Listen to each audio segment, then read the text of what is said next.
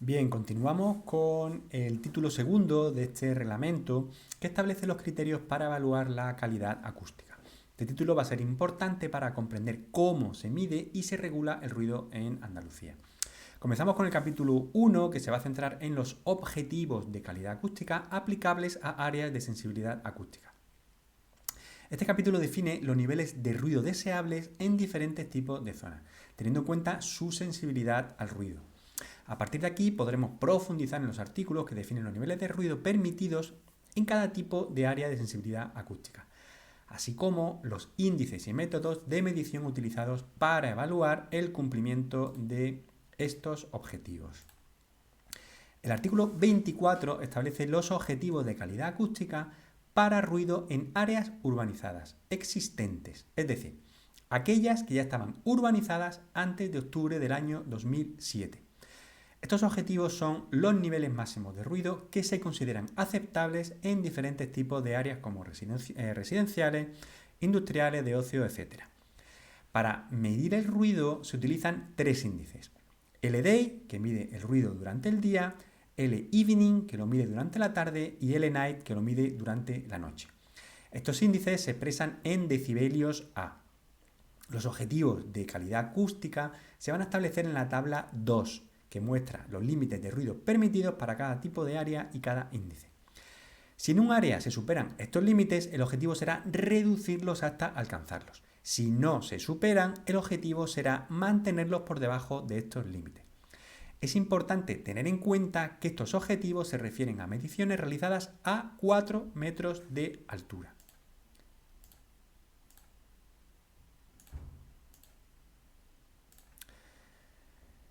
Ahora vamos a ver los objetivos para nuevas áreas urbanizadas, espacios naturales y zonas tranquilas y edificios aislados, y cómo se mide el cumplimiento.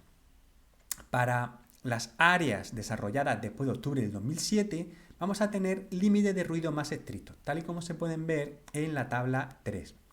El objetivo en este caso va a ser que en estas áreas nunca se superen estos límites más bajos.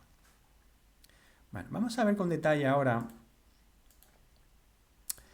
En el caso de los espacios naturales, como cada uno es único, los ayuntamientos fijan los objetivos de ruido, pero deben obtener previamente la aprobación de la Consejería de Medio Ambiente.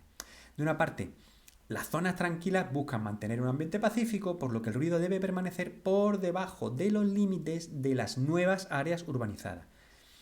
De otra parte, los edificios aislados, pero que cumplen con las normativas urbanísticas, tienen objetivos de ruido específicos en la tabla 4. Estos objetivos van a ser según su uso, pero siempre buscando que las mediciones tengan una responsabilidad económica. Finalmente, el artículo 25 va a establecer cómo se verifica el cumplimiento de los objetivos de calidad acústica durante el periodo de un año. Para que se considere que un área cumple con los objetivos, deben cumplirse dos condiciones principales. Primero, que ninguna medición individual puede estar por encima de los límites. Esto significa que en cualquier momento durante el año en que se realicen mediciones de ruido, ningún valor individual de los índices de día, los LD, LDAY, los de tarde, el L-Evening o el L-Night, el de noche, pueden superar los límites establecidos en las tablas 2 o 3 que establece este artículo 24. Es decir, en otras palabras, no se permite ninguna punta de ruido que exceda los niveles máximos permitidos. Bueno, y de otra parte, casi todas las mediciones diarias deben estar muy cerca de ellos. De forma específica, el 97% de los valores diarios medidos no pueden superar en 3 o más decibelios los límites establecidos en esas tablas 2 o 3. Esto significa que se permite un pequeño margen de tolerancia para variaciones puntuales en los niveles de ruido. Bueno, vamos ahora a analizar los requisitos de ruido y vibración en espacios interiores. A este respecto, el artículo 26 establece los objetivos de calidad para ruido y vibración en ciertos tipos de edificios, es decir, viviendas, oficinas, hospitales, escuelas o instalaciones culturales. La tabla 4 especifica los niveles máximos de ruido permitidos indicados por los valores de LD, Levening y LNI para los diferentes tipos de recinto dentro de estos edificios. Y luego la tabla 5 va a establecer los límites de vibraciones utilizando en este caso el índice LO, nuevamente adaptados al uso específico del edificio. Es importante saber que los edificios antiguos pueden tener dificultades para alcanzar los objetivos de calidad de ruido interior. En estos casos el objetivo va a ser tratar de cumplir con estos requisitos de calidad de ruido interior. El artículo 27 describe cómo se evalúa el cumplimiento de estos objetivos interiores. Para el ruido, las mediciones individuales deben de permanecer por debajo de los límites y la mayoría de las mediciones diarias deben estar muy cerca de los límites que se describen en la tabla 4. Las vibraciones transitorias pueden exceder los límites de ruido, pero la regla proporciona orientación específica sobre la frecuencia y la cantidad en que esto se va a poder permitir. Otro modo de verificar el cumplimiento es verificar el código técnico de edificación. Para ello se va a requerir de un informe de ensayo acústico que va a tener que ser preparado según lo que se establece en la norma en la instrucción técnica 5. Bueno, finalmente es muy importante planificar los nuevos edificios y orientarlos para minimizar la entrada de ruido del exterior. Y esto se puede lograr, por ejemplo, asegurando que los edificios estén ubicados lejos de fuentes de ruido, como por ejemplo puede ser las carreteras. Bueno, también igual que en el caso anterior, la norma regula en los siguientes capítulos los límites legales del ruido y vibraciones de actividades y nuevos proyectos de transporte, el aislamiento acústico y las normas de mediciones y de evaluación de los efectos nocivos del ruido, así como los equipos de medición. En concreto, el capítulo 3 establece los límites legales para el ruido y las vibraciones generados por actividades y nuevas infraestructuras de transporte. En concreto, el artículo 28 nos va a definir los límites de ruido para áreas portuarias y nueva infraestructura de transporte, carreteras, ferrocarriles y aeropuertos. Se van a regular tanto los emisores exteriores como los interiores, así como los efectos acumulativos del ruido, con el fin de proteger a los vecinos y al medio ambiente. Bueno, el artículo 29 nos va a detallar cómo se verifica el cumplimiento de estos límites, estableciendo reglas para los promedios anuales, los niveles de ruido diarios y las mediciones específicas, mientras que el artículo 30 va a abordar los límites de vibración en espacios interiores de edificios sensibles, como pueden ser viviendas u hospitales, permitiendo ciertas superaciones temporales bajo reglas estrictas. Bueno, pues en los siguientes capítulos la norma va a continuar regulando el ruido y las vibraciones. Por ejemplo, en el capítulo 4 se va a centrar en el aislamiento acústico. Va a establecer requisitos para el aislamiento en edificaciones, con el fin de minimizar la transmisión de ruido entre los diferentes espacios. Y el capítulo 5, que es el relativo a mediciones y aislamiento acústico, evaluación de efectos nocivos del ruido y equipos de medición, va a establecer los procedimientos para medir el ruido y el aislamiento acústico, evaluar los efectos nocivos del ruido en la salud y los requisitos para los equipos de medición. Pero bueno, vamos a pasar a ver el título 3 de prevención de la calidad, titulado Regulación de la prevención acústica. Muy bien, este título se inicia con el capítulo dedicado a planes y programas con incidencia territorial.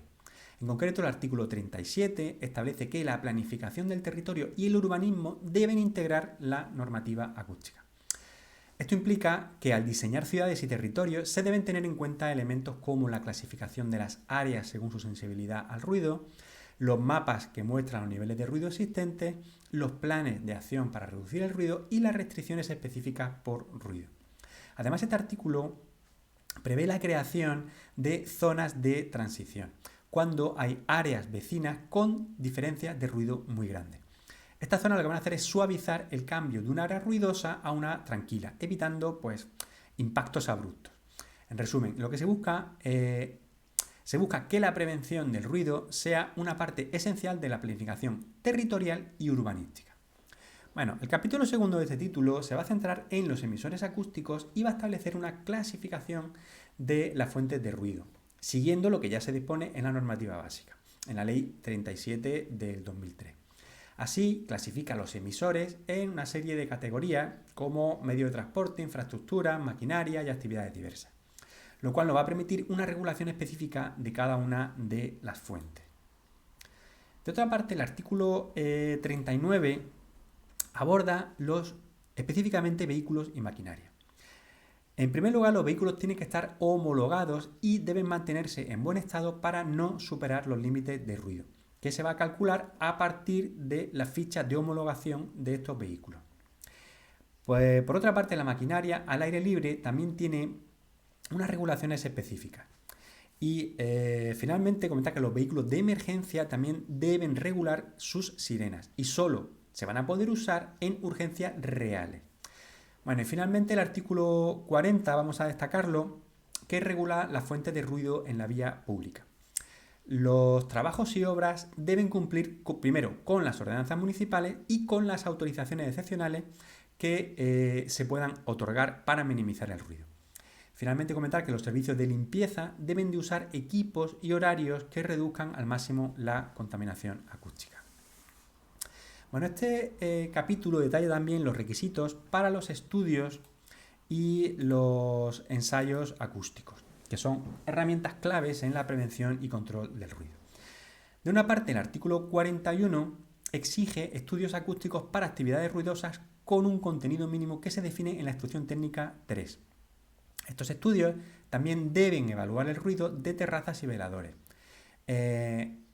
Para ello también se aprueba la Instrucción Técnica número 8 y en ciertos casos la Administración va a poder requerir estudios para niveles de ruido inferiores a los 70 decibelios.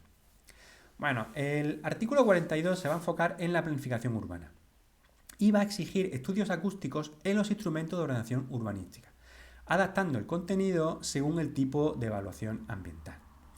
Se va a especificar también en la norma los estudios necesarios para los proyectos de infraestructura, incluyendo un estudio de detalle tras el proyecto constructivo, teniendo especial atención a las áreas sensibles. Y finalmente se define también los tipos de ensayos acústicos, desde los que están programados hasta los que sean de respuesta frente a denuncias que se hayan interpuesto. Los ensayos deben seguir normativas específicas y tienen que ser realizados por personal técnico cualificado o entidades colaboradoras. Recordemos que la norma definía el concepto de personal técnico. Bueno, finalmente, el título cuarto del reglamento es el que va a regular el control y la disciplina acústica en Andalucía a través de dos capítulos principales.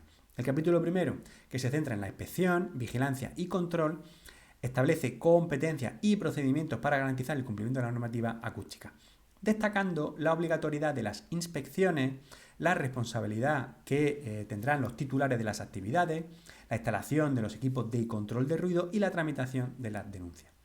Mientras que el capítulo segundo lo que hace es definir las infracciones y las sanciones, clasificándolas en muy graves, graves y leves, con sus correspondientes multas, evidentemente.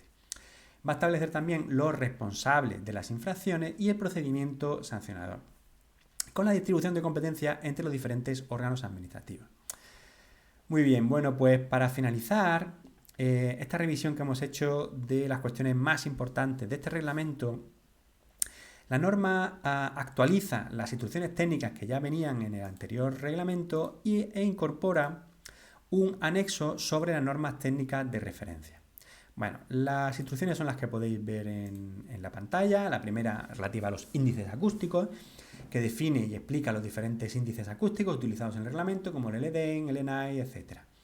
La instrucción técnica 2, métodos y procedimientos de evaluación para los índices de ruido, aislamientos acústicos y para las vibraciones, que va a detallar los métodos y procedimientos para medir y evaluar el ruido, el aislamiento acústico y las vibraciones. Y va a incluir requisitos específicos para diferentes tipos de fuentes y entornos. La número 3, contenido mínimo de los estudios acústicos, que va a especificar la información mínima y el análisis que deben incluirse en los estudios acústicos para diversos proyectos, como actividades, infraestructuras e instrumentos de planificación urbanística. La número 4, contenido de los informes de ensayos acústicos, establece el contenido y el formato requeridos para los informes de ensayo acústicos, garantizando la presentación de los informes estandarizados y completos de resultados de las pruebas. La número 5, estudio del cumplimiento del documento técnico básico DBHR, protección frente al ruido del código técnico de la edificación, que va a proporcionar directrices para la realización de los estudios para verificar el cumplimiento de los requisitos del código técnico de la edificación. La número 6, relativa a limitadores controladores acústicos, que especifica los requisitos técnicos y las funcionalidades de los limitadores controladores acústicos, incluyendo las características de instalación, gestión y control. La número 7, control de la emisión de ruido de los vehículos de motor y ciclomotores, que nos va a dar los procedimientos para medir y controlar las emisiones de ruido de tanto vehículos a motor como de ciclomotores, incluyendo los requisitos de homologación e inspección. La número 8, metodología para la evaluación del cumplimiento de los objetivos de calidad acústica en el interior de edificaciones próximas a terrazas y veladores previa al inicio de la actividad, que proporciona una metodología para evaluar los límites de los niveles de ruido en edificios cercanos a establecimientos con terrazas y veladores antes de que comiencen a funcionar. Esta que nos aplica a todos. Y para finalizar, la número 9, sobre aplicación de la incertidumbre de la medida para la evaluación del cumplimiento de los valores límite, que explica cómo aplicar la incertidumbre de medida en las evaluaciones acústicas para determinar el cumplimiento de los límites de ruido establecidos, considerando también la variabilidad inherente a dichas mediciones. Esta también es novedosa. Vale, para finalizar, la norma nos incluye un anexo con las normas técnicas de referencia que nos va a enumerar las normas técnicas pertinentes que deben consultarse y aplicarse para los diversos aspectos de la evaluación y el control acústico. Muy bien, y con esto finalizamos esta revisión de este nuevo reglamento de acústica.